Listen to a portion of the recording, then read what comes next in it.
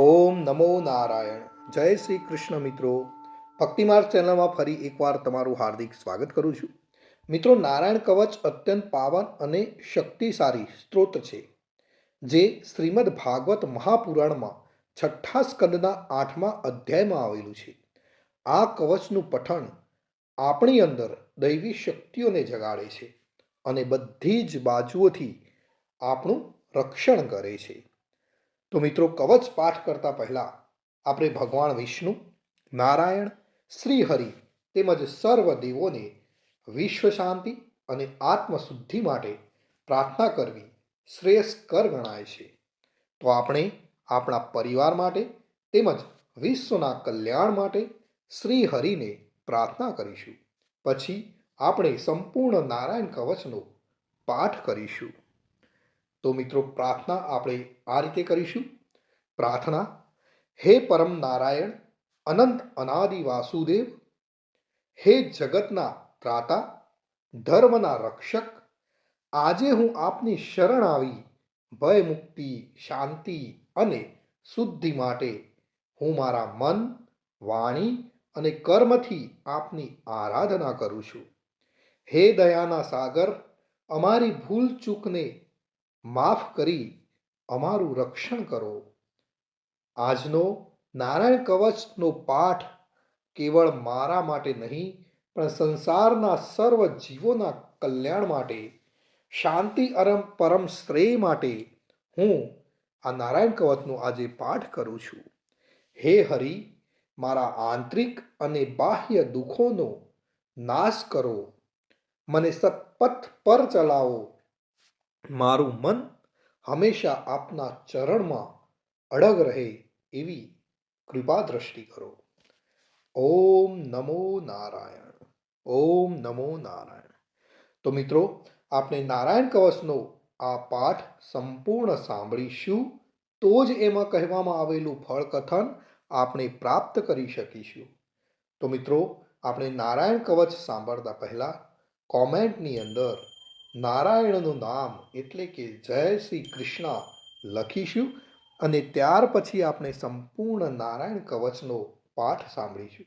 અને મિત્રો, હા, સાંભળ્યા પછી પણ આપણે આપણા જે પણ મિત્રો હોય એમને પણ જરૂરથી શેર કરીશું. તો ચાલો મિત્રો, આપણે શરૂ કરીએ છીએ નારાયણ કવચનો પાઠ. તો નારાયણ કવચ એ શ્રીમદ ભાગવતના છઠ્ઠા સ્કંદના 8મા અધ્યાયમાં શ્રી નારાયણ કવચ ત્વષ્ટા ઋષિના પુત્ર વિશ્વરૂપ ઇન્દ્રને કહે છે. વિશ્વરૂપ કહે છે, જ્યારે ભયનો સમય પાસે આવ્યો હોય ત્યારે મનુષ્ય હાથ પગ ધોઈ આચમન કરી ઉત્તર દિશા તરફ મુખ રાખી નારાયણ કવચનો પાઠ કરવો જોઈએ. જ્યારે ભય આવે છે ત્યારે શ્રી નારાયણ રૂપ નામનું બખ્તર આપણે ધારણ કરવું જોઈએ. તો આ પ્રમાણે છે નારાયણ કવચનો પાઠ, જે આપણે હવે સંપૂર્ણ સાંભળીશું. ગરુડની પીઠ પર ચરણ કમર ધારણ કરનારા, 8 સિદ્ધિઓવાળા, 8 બાહુઓવાળા અને તે 8 બાહુઓ વિશે શંખ, ચક્ર, ઢાલ, ગદા, બાણ, ધનુષ તથા પાસને ધારણ કરનારા શ્રી હરિ, મારી સર્વ પ્રકારે રક્ષા કરો. જળમાં મત્સ્ય અવતારધારી ભગવાન, જલ તંતુઓથી તથા વરુણના પાસથી મારી રક્ષા કરો. માયાથી બટુક બનેલા વામનજી, સ્થળમાં મારી રક્ષા કરો. શ્રી વિશ્વરૂપ ત્રિવિક્રમ ભગવાન, આકાશમાં મારી રક્ષા કરો. જેના અઠાસ્યથી દિશાઓ ગાજી ઉઠી હતી અને ગર્ભિણીઓના ગર્ભ પડી ગયા હતા, તેવા નૃસિંહ ભગવાન, દુર્ગ, વન અને યુદ્ધ ભૂમિમાં મારી રક્ષા કરો. પોતાની દાઢથી પાતાળમાંથી પૃથ્વીનો ઉદ્ધાર કરનાર ભગવાન, યજ્ઞ મૂર્તિ વરાહ, માર્ગમાં મારી રક્ષા કરો. પરશુરામ ભગવાન, પર્વતોના શિખરોમાં મારી રક્ષા કરો. અને ભરતના મોટા ભાઈ રામ ભગવાન તથા લક્ષ્મણ, પ્રવાસમાં અમારી રક્ષા કરો. ઉગ્ર ધર્મ અને પ્રમાદથી નારાયણ ભગવાન મારી રક્ષા કરો. નિંદાથી નર ભગવાન ને યોગ ભ્રષ્ટ થતા યોગેશ્વર દત્તાત્રેય ભગવાન મારી રક્ષા કરો. ત્રણેય ગુણોના સ્વામી ભગવાન કપિલ કર્મ બંધનથી મારી રક્ષા કરો. સનત કુમાર કામદેવથી મારી રક્ષા કરો. હયગ્રીહ ભગવાન રસ્તામાંથી જતા અને દેવોને પ્રણામ ન કરવા રૂપી અપરાધમાંથી મારી રક્ષા કરો.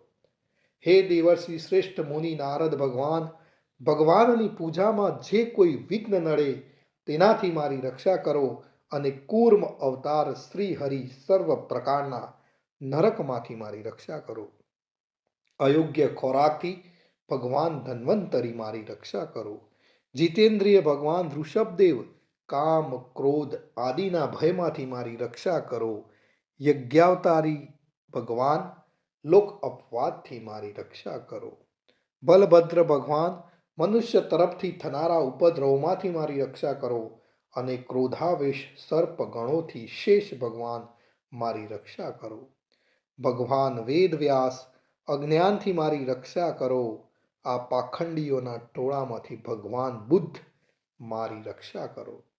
ધર્મની રક્ષા કરવા માટે અવતાર લેનાર ભગવાન કલ્કી કાળના મૂળ રૂપ એટલે કે આ કળિયુગથી મારી રક્ષા કરો. હે કેશવ ભગવાન પ્રભાતમાં ગદાથી મારી રક્ષા કરો. હે વેણુધર ભગવાન ગોવિંદ આ સંકટ કાળમાં મારી રક્ષા કરો.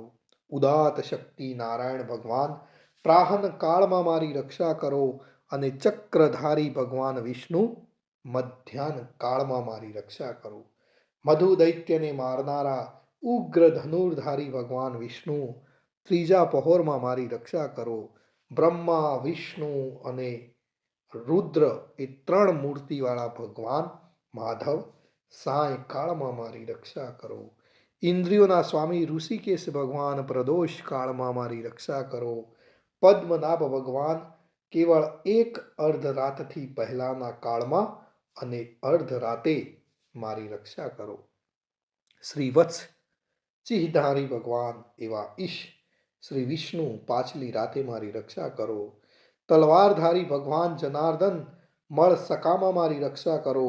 દામોદર ભગવાન સંપૂર્ણ સંધ્યાઓમાં મારી રક્ષા કરો. કાળમૂર્તિ ભગવાન વિશ્વેશ્વર સૂર્યોદય પહેલાના કાળમાં મારી રક્ષા કરો. હે પ્રલય સમયના અગ્નિ જેવી તીક્ષ્ણ ધારવાળા ચક્ર વાયુવાળા અગ્નિથી જેમ સૂકું ઘાસ બળીને ભસ્મ થાય તેમ મારી શત્રુ સેનાને તમે ભસ્મ કરો. હે વ્રજના જેવા તીક્ષ્ણ સ્પર્શવાળા તણખાઓથી ભરેલી ગદા તમે ભગવાનને પ્રિય છો.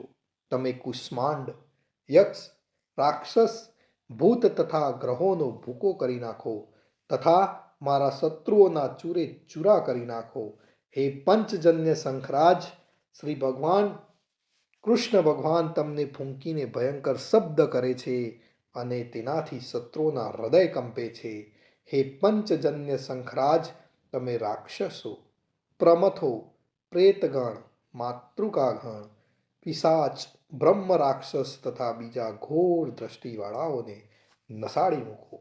હે તીક્ષ્ણ ધારવાળી તલવાર તમે ભગવાનના હસ્ત દ્વારા પ્રેરાઈને મારા શત્રુઓના સૈન્યને કાપી નાખો.